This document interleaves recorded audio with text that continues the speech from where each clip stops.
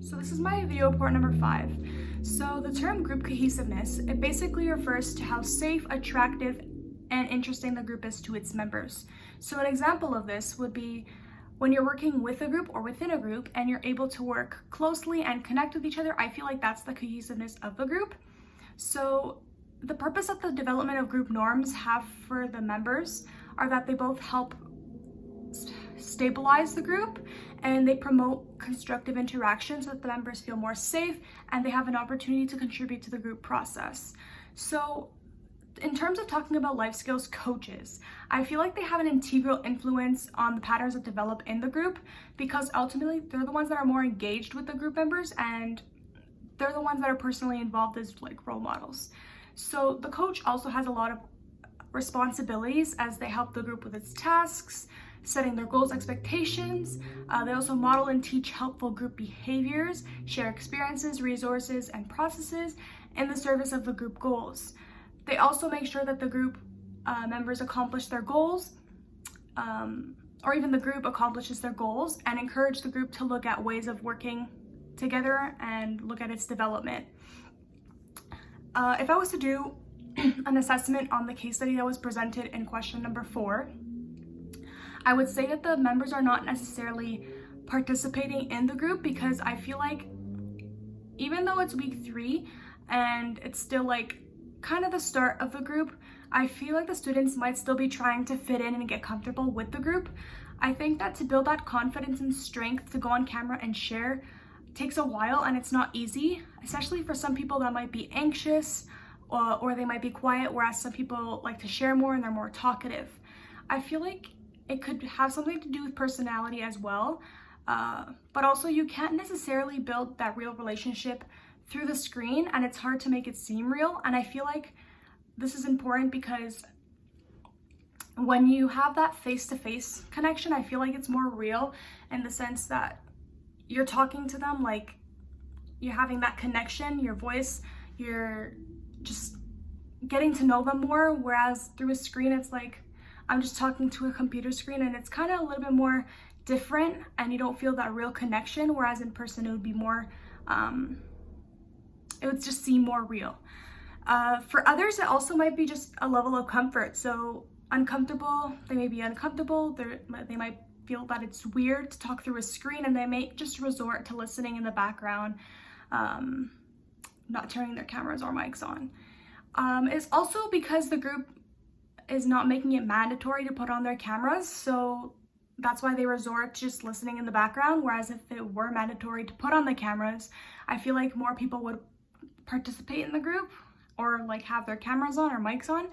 So I was talking about the Bruce Tuckman model. I feel like this group, although it's week 3 and they're still like in the beginning weeks of the group, I feel like they're still in the forming stage, which is still being dependent on the leader. And in this case, like the leader of the group, I believe that the members are still trying to figure out how they will fit in, the concerns about inclusion, acceptance or rejection, differences, also the requirements and expectations. So I feel like they'll be more hesitant in participation. They'll be more dependent on the leader and cautious about their own behaviors.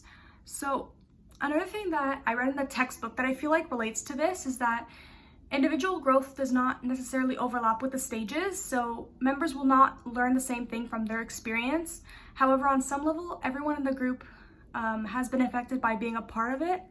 So many may not go through all the stages or levels, and some may, but everyone is pulled to a higher level than when they started.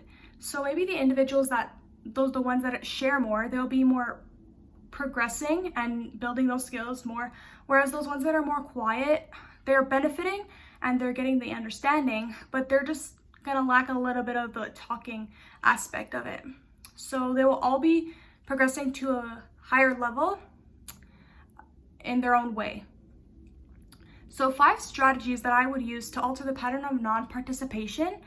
For me, I would maybe alter the whole group into small mini groups, and I feel like this is important so that the individuals could get to know each other a little bit more, because some might be too anxious to come out in a bigger group, whereas a smaller group there's not that much people, so maybe a little bit more comfort will arise from that.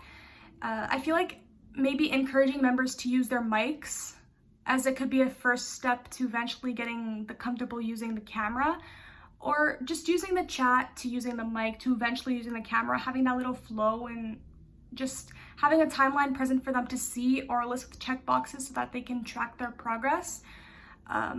Another thing, maybe instead of having the coach be the person doing all the talking, maybe having some weeks where the students can facilitate the discussion amongst each other, and just having each week maybe having an icebreaker where the students could get to know each other and have team building exercises so that more comfort is built.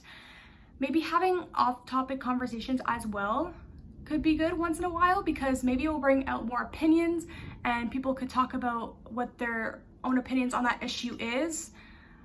For example, like if this group were run a little while back, could talk about the election and like what they think about it, like who they would vote for and why, and have like different opinions. So having those off-topic discussions once in a while, I feel like would bring out more participation from the members in the group. And the last one I had is maybe assigning a small task of a bigger issue to each member in the class and having them research their own part of that, and then that way they can bring it to class and explain it. So that way they can encourage more participation from the members of each person to say something. So I feel like that could encourage more participation as well. If each person has something to research and then bring to class and talk about it, I feel like they could get more people to talk on camera or even just on their mics. So I feel like those 5 things would maybe alter non-participation and get more people to start interacting with the group.